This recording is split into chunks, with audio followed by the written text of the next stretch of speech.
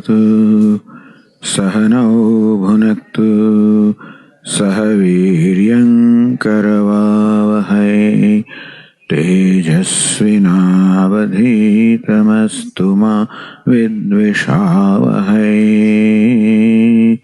ॐ शान्ति शान्ति शान्तिः।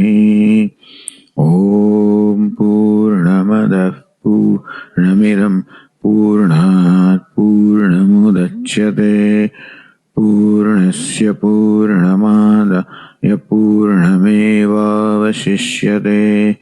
ॐ शान्ति शान्ति शान्तिः। श्रुतिस्मृतिपुराणानाम् आलयं करुणालयं नमामि भगवत्पादं शङ्करं लोकशङ्करं। शङ्करं शङ्कराचार्यं केशवं बादरायणं सूत्रभाष्यकृतौ वन्दे भगवन्तौ पुनः पुनः। ईश्वरो गुरुरात्मेति मूर्तिभेदविभागिने व्योमवद्व्याप्तदेहाय दक्षिणामूर्तये नमः। श्रीहरिं परमानन्दम् उपदेष्टारमीश्वरम् व्यापकं सर्वलोकानां कारणं तं नमाम्यहम्। अपरोक्षानुभूतिर्वै प्रोच्यते मोक्षसिद्धये सद्भिरेव प्रयत्नेन वीक्षणीया मुहुर्मुहुः।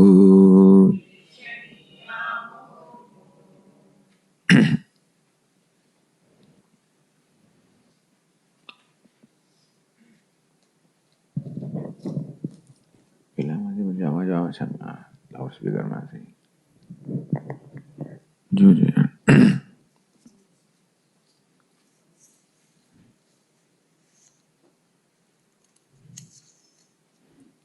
verse number 40. एवं देहद्वयादन्यः आत्मा पुरुष ईश्वरः सर्वात्मा सर्वरूपश्च सर्वातीतोऽहमव्ययः इत्यात्मदेहभागेन प्रपञ्चस्यैव सत्यता यथोक्ता तर्कशास्त्रेण ततः किं पुरुषार्थता।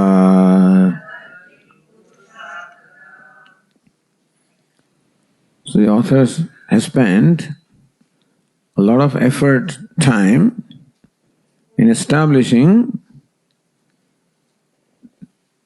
that katham syad dehakah pavan.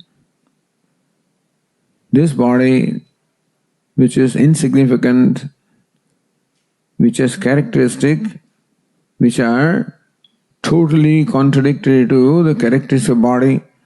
Atma, which is the lakshanas, characteristics, totally contradictory to that of the body. How can this body be Atma? And then question was, how about the subtle body? Even subtle body also cannot be Atma. Lingam cha aneka sanyuktam. Subtle body also is made up of a number of components, number of parts, organs of perception, action, mind, intellect, etc. Chalam is also constantly changing. In subtle body, the mind is the predominant element. And mind is always changing, So subtle body is constantly changing. Drishyam, the mind, sense organs, all of these are the objects of our awareness. I am aware of my mind, aware of my sense organs. So I am also aware of the subtle body, just as I am aware of the gross body, just as I am aware of a part. So rule is, I cannot be what I am aware of, because the aware is different from the object of awareness. Very simple rule.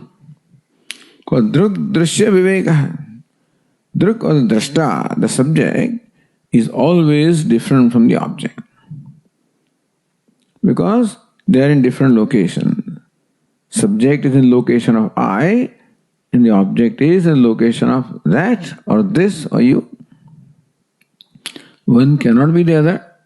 They are mutually, let us put it this way, that the subject definitely is different from the object. The drashta is definitely different from drishya. And therefore the gross body of course falls in the category of drishya, the object, but subtle way also falls in the same category. It is subtle, all right, but nevertheless it remains drishya or the object of perception. In that sense it is the same. And vikaricha, that chakara in the end of the verse 39, even the causal body also is accepted, is also included. That Atma is even different from the causal body, different from ignorance also. Because ignorance also is illumined by self. I am aware of the ignorance also. Therefore, I am aware of the gross body, I am not the gross body.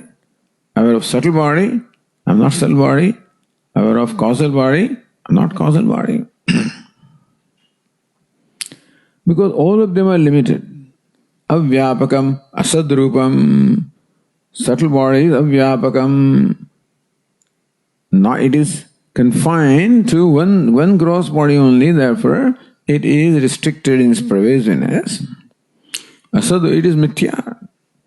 Mithya because what is created is subject to perishability, and that means that what is created is never independent. What is created never enjoys an independent existence. The part is created. Therefore, the part does not enjoy an independent existence. The existence of the part is because of that of clay. So this rule applies to anything that is created. Gross body is created, subtle body also is created, the mind also is created, sense organs also are created, prana also are created. That in case, none of them enjoys independent existence or independent reality. They enjoy a dependent reality, dependent existence. Just as the part enjoys an existence totally dependent upon the clay. Therefore, remove the clay from this part and there is no part. So therefore, in Vedanta, whatever has a dependent reality, whatever depends upon something else for its existence is called mithya. It's called unreal, not real. Only that which enjoys independent existence is called real. So gross body also is asat, not real. Subtle body also is not real. And the cause which brings about the gross and subtle bodies cannot be real because it brings about unreal things. Tat katham syat pumanayam. Tat is that gross body, that subtle body, that causal body, meaning those which are designated as that. Ayam, Atma is Ayam, which is evident. So understand that gross body or subtle body or causal body are not evident on their own. They become evident only when illumined by consciousness of the Atma. How? That we explain. How the Atma or consciousness first illumines or enlivens the mind, which in turn illumines or enlivens the sense organs, which in turn are able to illumine the objects. And therefore, all of this, nothing is evident, whereas Atma is I am. So the author, so katham syat puvan ayam, tat katham syat puvan ayam. Ayam is this. This means evident. Nitya Aparokṣānubhūti. Atma is svabhava, of the nature of being always evident, being always myself and always evident. And all these are never evident. They are evident because of something. Atma is self-evident. So how can they be Atma? Atma or self must necessarily be self-evident because it is self-evident. The I always shines on its own and therefore I is always self-evident. And those things are not self-evident. How can they be Atma? So in all this discussion, evam dehadvayadanya Atma. So it is been established from the discussions, in the last verses, that Atma dehadvayadanya. The self is anya, different from, distinct from dehadvayad, the twofold body, the gross and the subtle bodies. And what is Atma? Purusha. The indweller of the city of the gross and subtle bodies is indweller, whereas the gross and subtle bodies are the dwelling places. Ishvara. Even though is as the indweller of the body, don't think that it's dependent upon the body. Don't think it's confined to the body. Don't think it's limited by the body. Ishvara. He remains independent. Ishvara means ruler, means swatantra, means independent. Sarvatma. Again, the self, there is self of one dwelling, gross body and subtle body, happens to be the self of all the dwellings. That Atma is not merely the indweller of this dwelling of gross and subtle bodies. Same self is the indweller of all the gross and subtle bodies. Meaning that the one that dwells in all the beings, any living being, beginning from an ant to Brahmaji, in all the living beings, there is what? One Atma, one self that informs them all. Sarvatma, Sarvarupascha. Again, Atma alone has manifested all the forms. Sarvatitaha, the one that pervades everything, same time, one transcends everything. Aham, that is I, Avyaha, the unchanging, imperishable.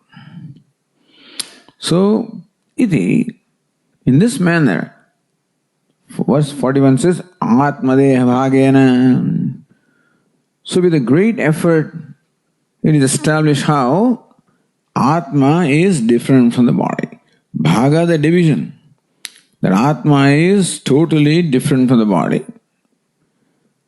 Body has nothing to do with Atma. Body is anatma. Atma is different from that. So dehadvaya bhagena, Atma deha bhagena. So thus, in doing this, Atma anatma viveka, of separating self from non-self, you have created a division now. What is the division? Atma, self is one, anatma, the body is another one. Then, that means that you, by saying that Atma is different from anatma, you seem to be implying that Atma is different from anatma. That's what you say. And you're implying that anatma also is different from Atma. See, one thing we should remember. Tat katham sayat dehakah puvan. How can the body be Atma? Because sarvatita, Atma transcends everything. Atma is different from the body. That's what has been said. So when it is Atma is different from the body, it is assumed that you are saying that body also is different from Atma. Although you have not said it, understand. What these virtues are said so far is what? Atma is different from the body, the gross body and subtle body. But usually, when one thing is different from the other also is different from the one. When you say that this part is different from cloth, it implies that cloth also is different from part. Is it not so? How can part be different from cloth without cloth being different from part? Tell me. Both of them stand in contradiction to each other. The cloth excludes the part excludes the cloth, then only they can be different. So you are saying that the part is different from cloth. That means that you are implying that cloth also is different from part. Which means that the part and cloth, both of them enjoy the same degree of reality. Mutual exclusion. What the part is, that the cloth is not. What the cloth is, then the part is not. That means the cloth is as real as part. Now when you say Atma is different from Anatma, that means, it seems to mean that Anatma also is different from Atma. When can Atma be different from Anatma? Only when Anatma is different from Atma. You see, when can part be different from cloth? Only when cloth is different from part. Is it not so? When can part be different from cloth? Only when the cloth is different from part. So you are saying that Atma is different from Anatma. The I is different from the body, mind, sense complex. That means you are implying that the body, mind, sense complex also is different from Atma. Otherwise, how can one be different from the other without other being different from one? How can a part be different from cloth if the cloth is not different from part? So when you say part is different from cloth, it means, of course, that the cloth also is different from part. You don't have to say that. You don't say that cloth is different because part is different from cloth. Therefore, without saying, it implies that cloth also is different from part. So when you are saying in so many words that Atma is different from Anatma, which seems to convey the message that Anatma also is different from Atma, because how else can Atma be different from Anatma if Anatma is not different from Atma? You understand? Iti Atmadeha Bhagena. Thus, by distinguishing Atma from the Anatma, by establishing that Atma is distinct from Anatma, you are implying that Anatma also is different from Atma, meaning that Anatma also enjoys an independent reality, meaning Anatma enjoys its own reality.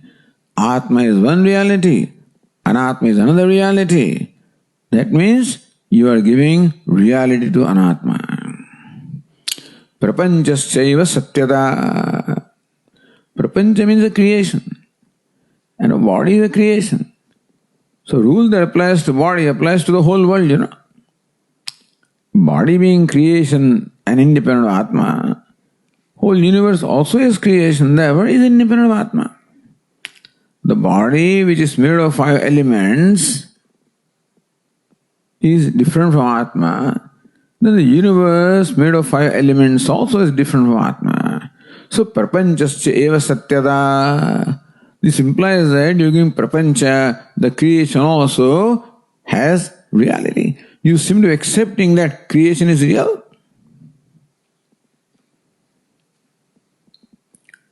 And then you are not alone. Yathokta tarka shastrena. Tarka means tarka shastra. The shastra of the school of thought, which arrives at the final conclusion about reality based on tarka or reasoning. As I said last night, that even though these fellows claim themselves to be or declare themselves Vedikas, and accepting Veda as Pramana,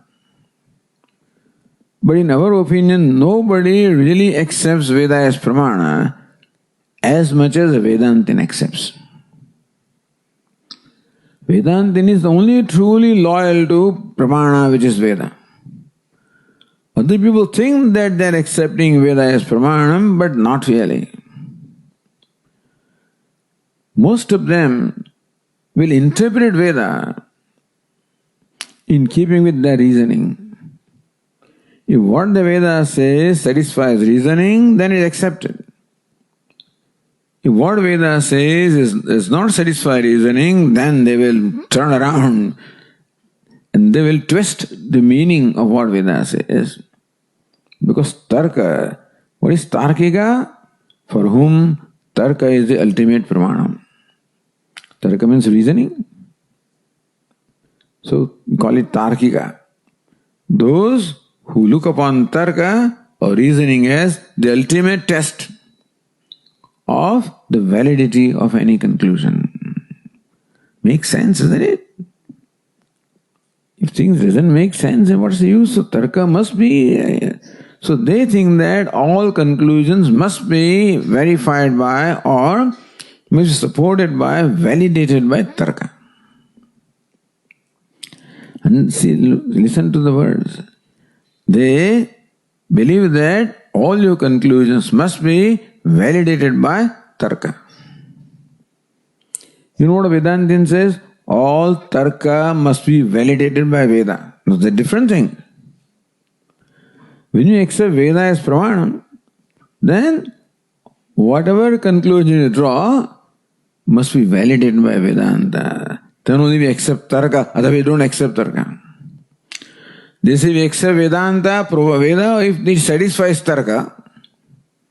What we say? We accept Tarka only when it is in keeping with what the Vedanta says. Big difference. So Yathokta Tarka Shastrena. So all those people who arrive at the conclusion about the reality of life, everybody is searching and everybody is inquiring, what's the reality of life? And Vichara, inquiry is the way of doing it. Except how do you do it? Most people start with their experiences and after applying reasoning, arrive at the conclusion as to what this is. All philosophers do that. Sitting in an armchair and then, thinking and contemplating, meditating, whatever they do. Vedantin doesn't do that, understand? Vedantin takes the statement of the Vedas and then understands that to understand this reality. Big difference. So Yathokta, Tarka Shastra, all the Tarka Shastras, all the Shastras or all the schools of thought, Vaisheshika, Nayayika, Sankhya, Yoga, all these Mimamsa, all of them. All of them look upon this world as real, Jagat as real, therefore Atma as limited, Atma as many. All of them accept Atma as many. Sankhya also says that as many Atmas, as many living beings are, so also Yoga, so Vaisheshika, Nayayika, everybody. Makes sense, because if you and I are one, then Sankhya asks this question. How can Atma be one? Yourself and myself, how can they be one? Then if you are happy, I should be happy, is it not so? Simple test. Here I find that you are happy and I am unhappy. How can I both be one? Tell me. So, in order to accommodate our experiences,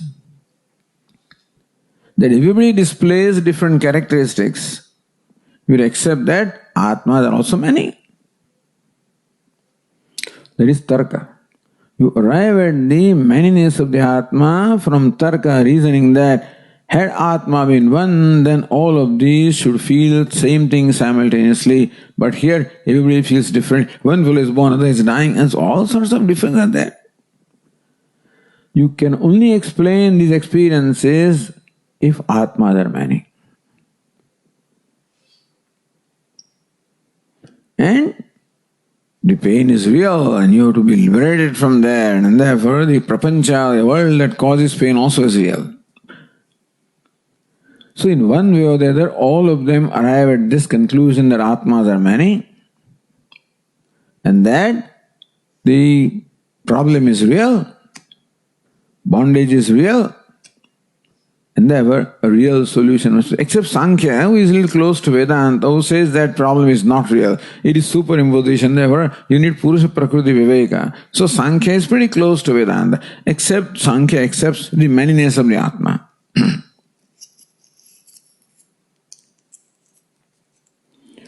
So, hey Vedanta, in what way are you different from them? When you are implying that the Jagat is also Satyam, Anatma also is real. In what way are you different from them? Tatah kim purusharthata. If from what you say that Atma is different from Anatma, it seems to mean that Anatma also is, you seem to be saying that Anatma also is different from Atma. Then even if you know Atma and you become free, you still Anatma remains separate from you, and when there is duality, there is always going to be tension. When duality means when mutually I am not you and you are not I, that means there cannot be harmony. In duality, tension is always there. It's love that dissolves the duality. The idea is there, in fact, the reason why what we want, what we do to dissolve the reality is by love. But if the Atma is real, then all that real duality cannot be dissolved by anything. So you can never be free, and therefore there cannot be moksha. Kim purusharthata. And hey Vedanta, then this knowledge that Atma is different from, Atma is free and limitless, okay. But still is different from the body and different from the world. There cannot be moksha in the ultimate sense, because you can never feel freedom as long as something is different from you. As long as something excludes you. As long as you feel excluded from something, you can never feel totally comfortable. There cannot be moksha. So this is a question now that is being answered now.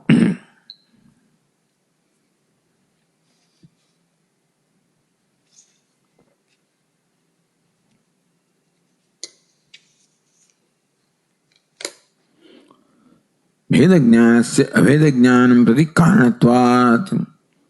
So we are saying that, look, Vedajnanasya avedajnanam prati karanatvat. This is very important.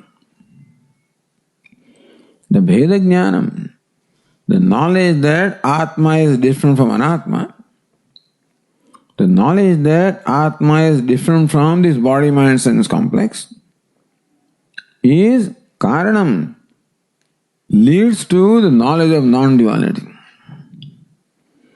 The knowledge of the self being different from the body-mind complex, the knowledge that self is different from the world, leads to the knowledge of non-duality. Can you believe that? The knowledge of the separateness of the Atma. That Atma is completely separate from the universe and from the world, body, etc. That knowledge leads to the knowledge of non-duality.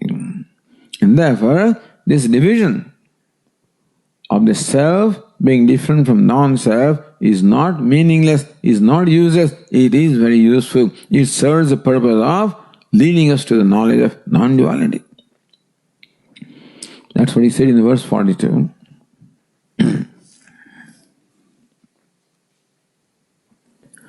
Ityatma deha bhedena dehatmatvam nivaritam idanim deha bhedasya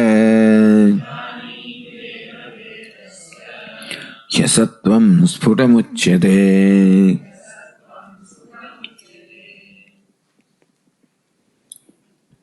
See, what we have been saying so far is what? Deha is not Atma. Deha is not Atma. Atma is different from Deha. Iti Atma Deha Bhedena. By establishing that Atma is different from Deha, Dehatmatvam nivaritam. What we accomplished is that Dehatmatvam, the notion that Deha is Atma, that notion has been nivaritam, resolved, refuted. So Vedantin says that look, our problem is that habitually, because of ignorance, we take the Deha to be Atma. That I am the body, and therefore I superimpose the limitations and attributes of body upon I, and feel limited, and inadequate, and unhappy.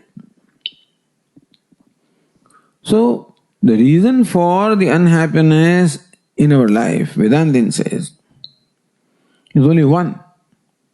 And what is that? My perception that I am a limited being. That I am a limited being, inadequate being, and therefore not free.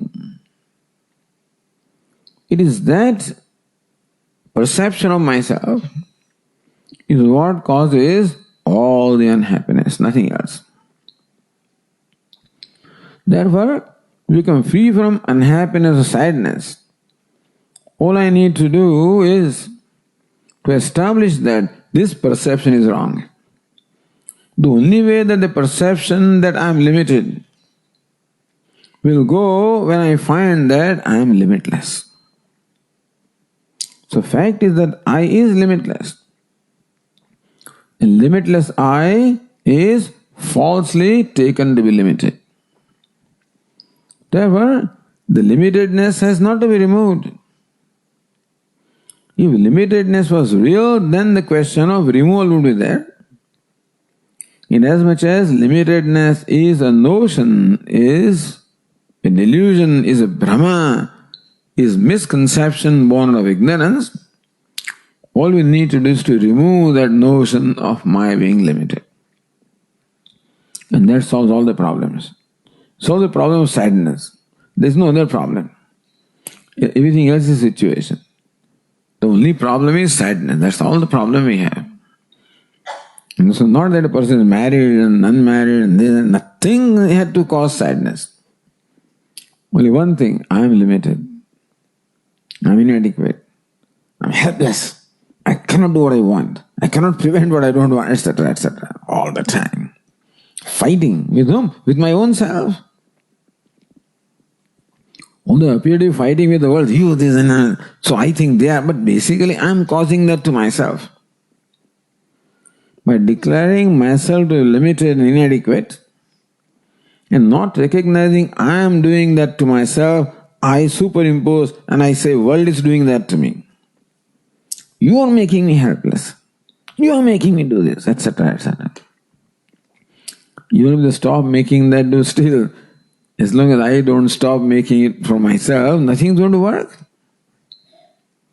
So Vedantin says that first thing to know is that the I is limitless. It is adequate. There is nothing lacking, nothing wanting. You don't need anything. You don't need to change. You don't need to become. You don't need to struggle. You are perfect as you are. What? With this body being there? Yes, in spite of body being what it is. In spite of mind being what it is. In spite of the whole world being what it is. You are limitless. You are free. When you recognize, when recognizing that what I think to be Atma is not Atma, it is my notion that I am the body is causing all this sense of limitation. So first thing declares, I am not the body. Meaning that limitations of the body are not my limitations. I am limitless. Then we'll address the second problem. Of whether the body is different from me or not. So, iti atmadeha bin dehatmatvam nivaritam. By all these arguments, reasoning that we presented in establishing that body cannot be Atma, we haven't said Atma is not the body. What we have said? Body cannot be Atma. Tat katham syat dehakah puman. How this body can be Atma? to help you become free from the notion of limitedness that arises from taking the body to be Atma. We have not said Atma is not the body. We said body is not Atma. You see that? Tat katham syad dehekah puman. So, dehatmatvam nivaritam. What has been refuted is dehatmatvam. That deha is the Atma. That is what has been refuted. The fallacy of that notion has been shown. Idanim, now what shall we do? Deha vedasya shasatvam sphutamuchyate. Now we will proceed to show you how Deha is not different from Atma. So far we showed Atma is different from Deha, the body. Meaning that Atma is not limited by body. Now we will proceed to show how body is not different from Atma. Body is not independent of Atma. And therefore, body cannot bring any limitation on Atma. Understand that it is true that if this pot is different from cloth, then cloth brings limitation upon pot, and pot brings limitation upon cloth. But how about the other equation? The clay and the pot. How about now clay and the pot? We said so far that clay is not the pot. Clay is different from pot. Pot cannot be clay. That's what we've been saying. What is pot? A name and form. That cannot be clay. So this clay has a complex. What's the complex? I am, confined to this particular shape and this is all I am. And this is different from me, I am different from that, and therefore I am limited, inadequate. I don't know what this one, I see what a beautiful design it has, pattern. I don't have that. What a beautiful shape this is. I am ugly looking.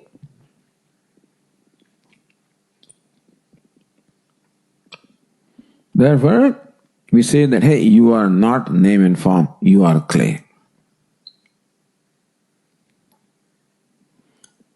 So when all these complexes arising in clay, on account of taking itself to be confined to one name and form, are given up.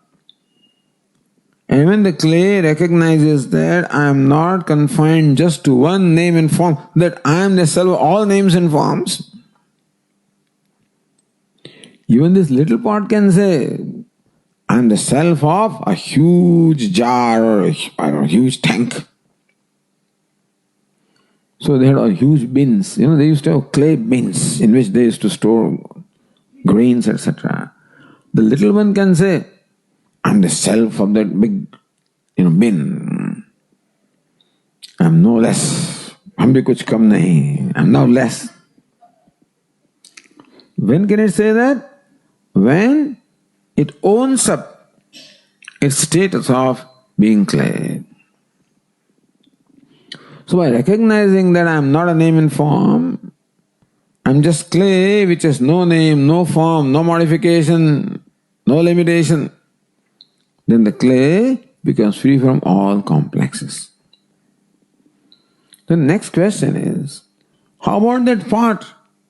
How about that name and form? You said that clay is not the pot, clay is not the name and form. That means what? Name and form stands apart from clay. The clay transcends the name and form. Clay is different from name. What about name and form? You seem to be implying that name and form stands apart from clay. We didn't say that. We said clay stands apart from name and form. We do not mean that name and form stands apart from clay. You follow? The clay stands apart from name and form. True. Clay is independent of name and form. Clay does not require a name and form to exist. Clay remains clay even when it is in name and form, and clay remains clay without the name and form. Clay is independent, not dependent upon any name and form for it to exist or to shine and to be clay. So first we established that the clay is different from pot, where pot is what? Name and form. Hey, you have now created division between clay and name and form. So you see, by saying that clay is not name and form, you seem to have created division between clay and name and form. That means that the name and form also is real. We didn't say that. So yes, a pot stands different from cloth. But how about the clay stand? What's the relationship between clay and pot? What is the relationship between clay and pot? Clay is different from pot. Clay is different from name and form, but name and form is not different from clay, isn't it? Clay enjoys independent reality. It does not require a pot or name and form for it to be, whereas a pot or name and form does not enjoy independent reality. It cannot exist without clay. That is Vedantic equation. That clay is different from pot or name and form. Name and form is not different from clay. Clay is Satyam. Name and form is Mithya. Satyam is distinct from Mithya, but Mithya is not different from Satyam. So coming back to Swamiji's equation, the actor A putting on the costume of beggar B. What's the relation between actor and beggar? Actor is not the beggar, because actor is whether the beggar is there or not. Actor is independent of the beggar, but beggar is not independent of the actor. B is equal to A, but A is not equal to B. It's a brilliant way of saying this, Brilliant. That B is equal to A, but A is not equal to B. Similarly, this body-mind, what we call anatma, is like costume, which the atma is wearing as though and assuming taking different roles.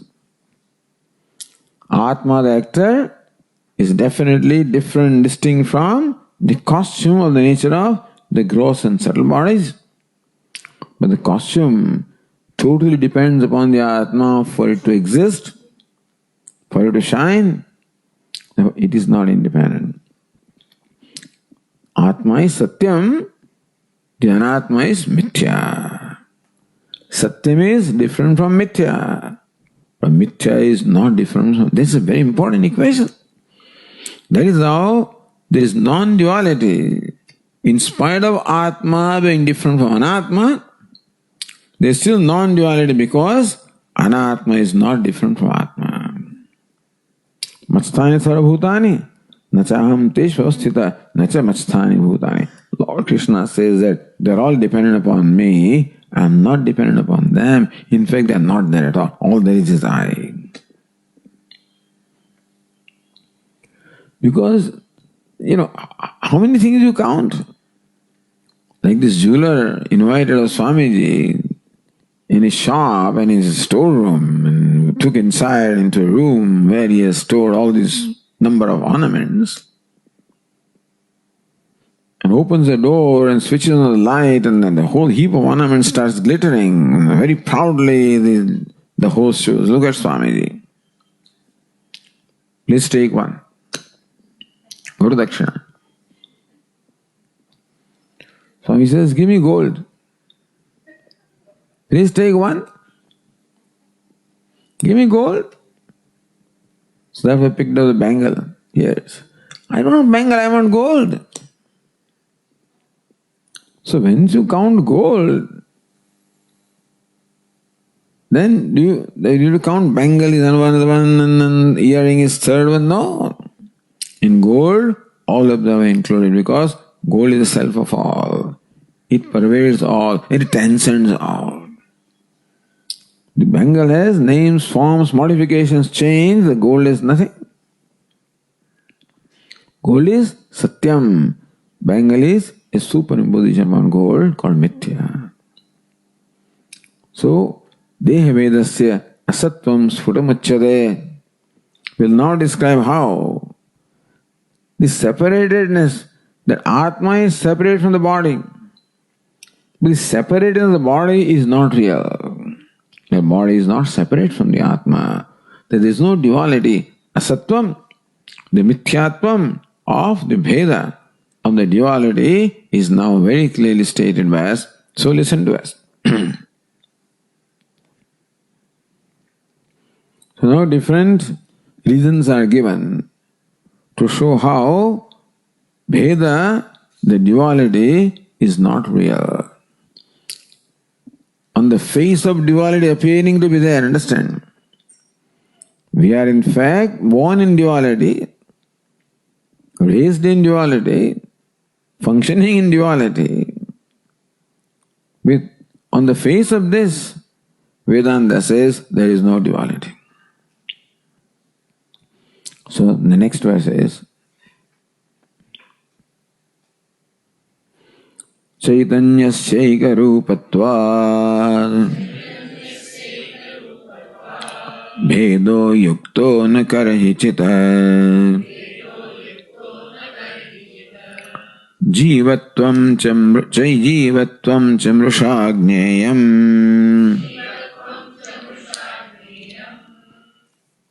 Rajjau sarpagraho yatha.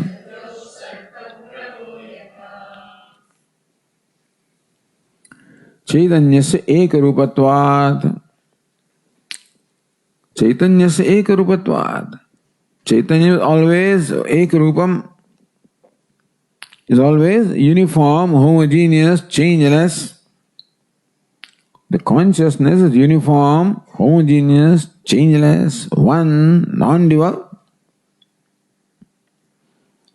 Therefore, see, that's important. That nothing can stand apart from consciousness. Space being one, formless, all-pervasive, nothing stands apart from space. You follow? All the pots and pans and all the objects that there are in the world, none of them stands apart from, because eka rupatvat, space is one, homogeneous, all-pervading and sustaining all the names and forms. Space sustains all the objects. So whereas space transcends all the objects, meaning space doesn't need anything for it to exist. Nothing is apart from space, and therefore all those things that are sustained by the space, held by the space, none of them stands apart from space because they cannot exist. All pots and pans are there, since clay is one in all of them and pervades all of them. Therefore, Bhedo na yuktaha. That the pot is separate from clay, it can never be, because pot is no independent existence. Sarvabhuta bhautika prapancha adhisthana prakashasya. So what is the Atma, the self? Is Sat Chit? What is Sat? Existence. Chit is awareness or intelligence. Therefore, the self provides existence and intelligence to everything. So there is existence in the pot, intelligence in the pot, usefulness in the pot, existence in the cloth. Intelligence also is there because this one is made intelligently to serve a purpose. And to serve a purpose, so usefulness also is there. So existence, intelligence, usefulness is in everything. So where does this cloth get its existence from? From Atma. Because only source of existence is Atma. Only one thing that exists independent is Atma. That shines independently is Atma. Which is complete independent is Atma. And therefore, wherever you see existence, intelligence, usefulness, understand that Atma shines as existence, intelligence, usefulness in everything. Because nothing is away from existence. You follow? Can anything be away from existence? Suppose this fellow declares, he revolts against establishment. Who this part? You existence fellow, you establishment, I don't want you. And therefore, it declares its revolt and wants to run away from existence. Can it? Will it exist? Will it remain? No. Nothing can ever be apart from existence. And how do you know that part exists? Only when the part is known. So nothing can be aware apart from Sat and Chit or existence and aware Asti and Bhati. Asti Bhati is Atma. So nothing is separate from Atma. Therefore, the part cannot declare its duality from clay because of which it exists. And so also, no name in form can declare its duality, separatedness from Atma.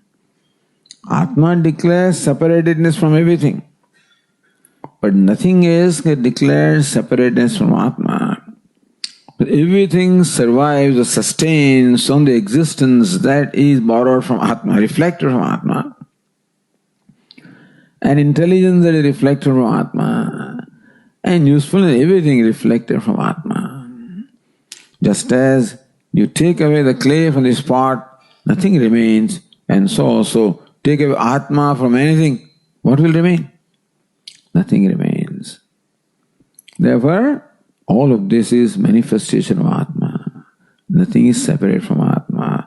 And therefore, even though there is an appearance of manyness, in fact, there is only one shining as many. And therefore, all this many does not create any division at all. Bhedo yukto na karya. In no way at any time, nowhere, Bheda, division is ever yukta, is ever proper. And therefore, jivatvam cha mrushagnyayam.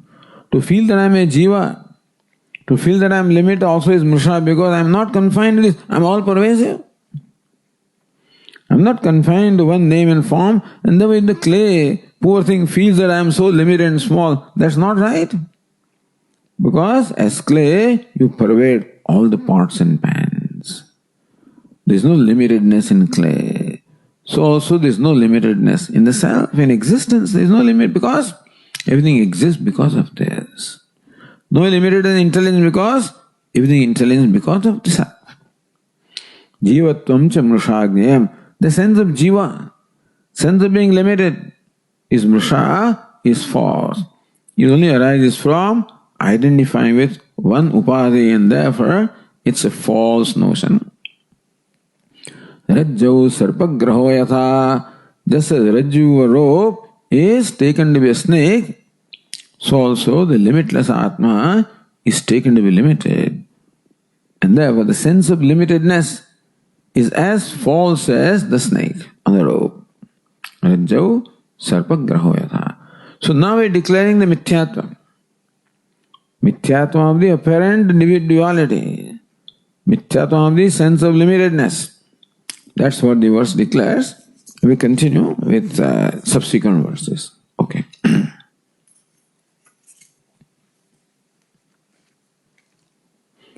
Om Purnamadah Purnamidam Purnat Purnamudachyate Purnasya Purnamadaya Purnameva Vasishyate.